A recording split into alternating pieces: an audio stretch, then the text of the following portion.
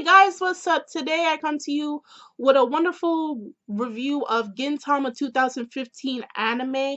And as you remember, I only review the arcs in Gintama. I don't do it weekly. So this arc, this 2 episode arc, focuses on our main female protagonist, Kagura. And basically, you should never fake illness because that just might end up leading you to your own funeral. And that's exactly what Kagura has done. So, starting from last week's episode, before we continue in this week's episode, Gintoki and his crew, they're doing their little job where they have to follow this guy because they think they got a job saying that he's, sneaking around with other people while he is married, adultery. And they're underneath the intense sun rays, and Kagura ends up fading away. So, she's a Yato, so they're like kind of weak to the sunlight. And if you remember their home planet, they either have cloudy days or it's always raining. So they never experience sun. Hence, they always carry parasols to cover themselves from the ray of the sun and also use as their main weapon. And while Kagura is admitted to the hospital, they don't have no records on Yatos because they don't really live on Earth per se with the rest of the aliens and the rest of the humans. So they don't have no records and no way of how to, say what is wrong with Kagura and how they can make her better.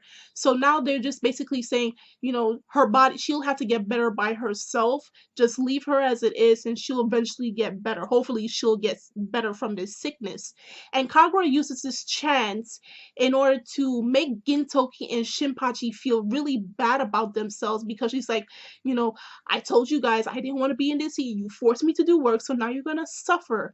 And poor Gintoki is so out of it that the man is running back and forth within milliseconds, getting her things that she wants, but at the same time not because he's eating off the food that she asked him to retrieve. And Kagura takes it a step further with her illness. She ate so much to the point where now she's choking and vomiting up on herself and pretending she can't breathe.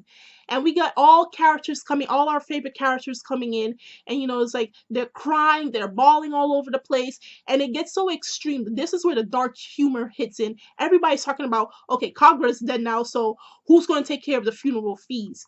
Kagura is not dead, but they're already talking about who's gonna pay for what for her funeral. They're already planning this out. Even her best friend Shoyo, Princess Shoyo of the Shogun, the little sister of the Shogun, she's like, I'll plan out her funeral. I'll give her a grandiose funeral. And it was just so messed up. I'm like, when you really think about it, it also happens in families as well. When someone dies, someone has to, plan out their funeral, and sometimes it can cause havoc within the family. And like, especially if they have some assets to their names, they're trying to see who to give certain amounts of money or whatever that person held within their lifetime, who to give who within the family.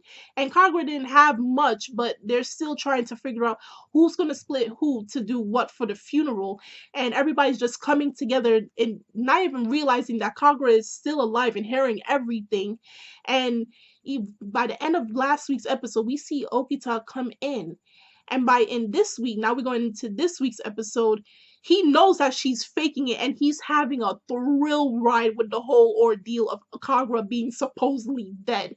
He even puts her in a tanning bed coffin where he's like, you thought you was gonna die underneath the sun. Now you're gonna get cremated in this before you go into the real cremation and get burned alive. So he's having a thrill ride with Kagura and everybody thinking she's dead. Everyone is sobbing. She has a huge funeral thanks to her best friend. She gets a federal state funeral. People that she doesn't even know is coming to her funeral, and everybody's sobbing. The most funniest part about this week's episode was, they thought of this religious thing where you have to crush the dead body with a boulder, keep them in, and everybody's trying to push this huge boulder on Kagura's supposedly dead body in order for her to be resting while they move her down the conveyor belt into the cremation factory. So her whole funeral was just one messed up ordeal. By the end of the episode, everybody finds out that Kagura is not dead, and Gintoki and Shinpachi has to suffer because of what Kagura has done, and they're all sent to get burned alive. So This whole thing was too funny. This mini arc, like I had so many funny moments. I had so many funny moments. I couldn't breathe.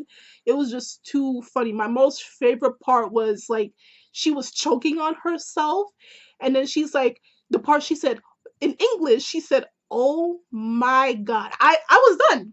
I was completely done. Like this arc just had me rolling on the floor, tears coming out my eyes. That just goes to tell you, never fake illness, because you don't know how far people will take it.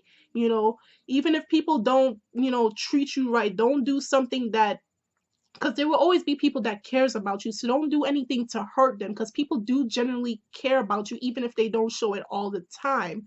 So don't do anything to frighten them per se, and then they go all around with their heads lost, and who knows, one of them might end up planning your funeral next.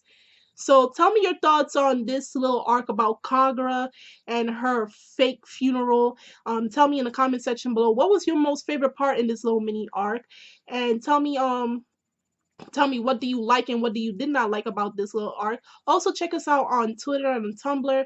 If you'd like to become a member of our Facebook page, it's in the description box below. And that's all I have for you today, guys.